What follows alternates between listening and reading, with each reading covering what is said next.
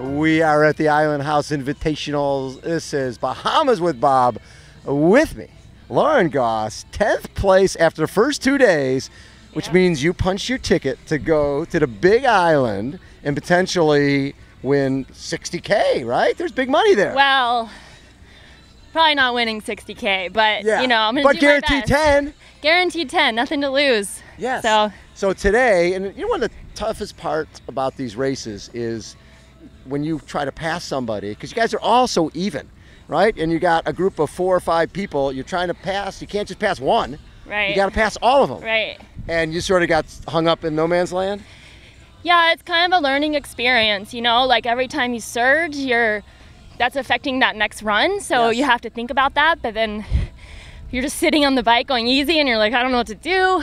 So unfortunately the rules are you have to pass everyone in line. So I've tried twice and I got 2 penalties, but those are the rules, and like that's triathlon. That's triathlon. And the cool part is when you come down this stretch, so your penalty, it's not like you're standing going crazy. You run to the barrel and back twice, which I sort of like better than standing. I do 400 meters more, so I raced the longest distance today out of everybody. You own this race. I owned it. You own all of them. But in the end, it makes you a better athlete. And, you know, I got those penalties on the first lap of 6. Yes. So I had to think about it the whole race, and you can just give up or you can just keep pushing. And I knew what I had to do. Like, I knew who I had to beat to get top 10, so I just tried to do it, and luckily I was able to. And when you look at this type of field, you've got Olympic gold medalists, you've got 70.3 world champions, you got 3-time Ironman champions. There's 20 women here, and now 10 women left, but the very best in the world from all different disciplines. Do you like the mix? You know, it's funny, I wasn't even an athlete in college, so they were doing the call-ups, and everyone was a world champion or an Olympic medalist or, you know, Kona champion, 70.3 champion, and Lauren Goss, triathlete. So it's kind of intimidating, but it's so special to be here and just be, you know, belonging in this group of girls. Like, I never thought I'd be here 3 years ago. So 3 years ago, you were doing what?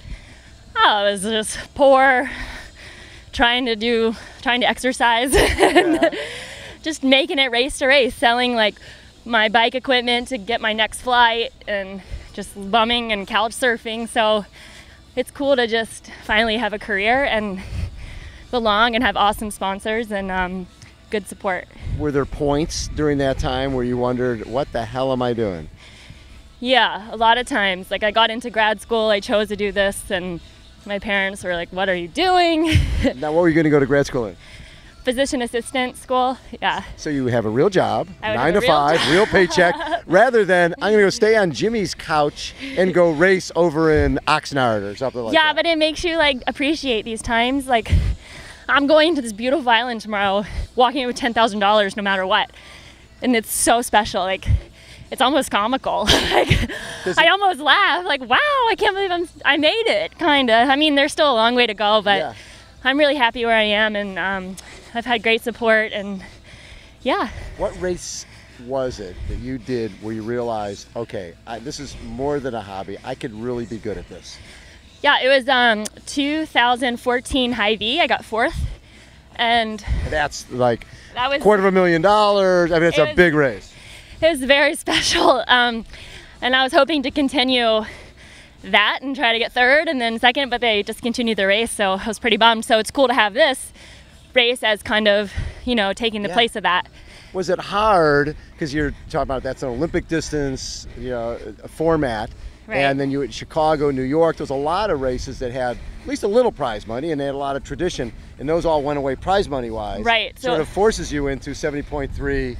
And was that a tough transition for you? It was very tough, because I'm not really a cyclist. I just got my first road bike in 2010, so I've only been biking for 6 years, and, you know, cycling's definitely my weakest, and in 70.3 that doesn't really help you out much. No, but you gotta be a great cyclist in that.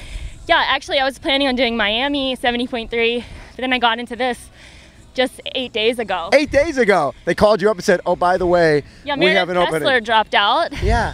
So I got her spot, so I hadn't done any specific training. I hadn't run under 6-minute pace, like, you know, and I didn't even know what I was getting myself into. I was just pumped to to have an opportunity. And so to get top 10 was pretty special, even with all this So penalties and So you did the penalties and all that. So now you're sort of playing with house money. When you go to the island tomorrow, Yeah, I have nothing to lose. It's not like, you really can go as hard as you want and try to see how many places can I get up above 10th.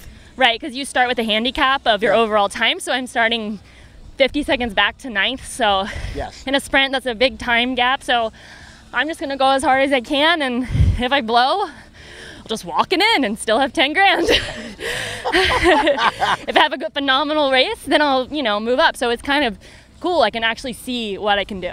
I love that. Without any, taking any risk, really. There's no risk. What I love is that positive attitude that obviously came from, hey, I believe I can be a professional triathlete. Nobody else might, but I do. Yeah, I always, when people tell me I can't do it, I try to do it. So that's just the type of personality I have. And we love that. Yeah. That's what this sport rewards that. Yes. For people who never give up and never say die.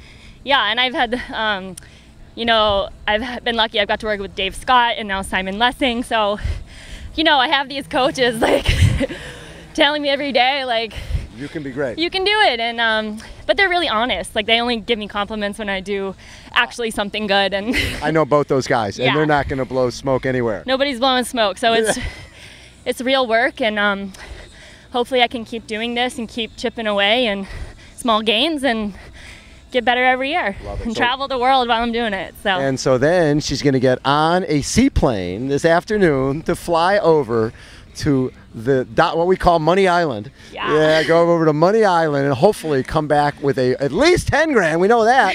And come back with a few dollars more. Lauren, congratulations. thank you so much. Always a fun to talk to the amazing Lauren Goss. We are at where are we at? We're at the We're at Island House Jaws Triathlon. Beach, at Jaws Beach. We're at Jaws Beach Island House Triathlon in the beautiful Bahamas. And this is Breakfast from the Bahamas with Bob. See you later.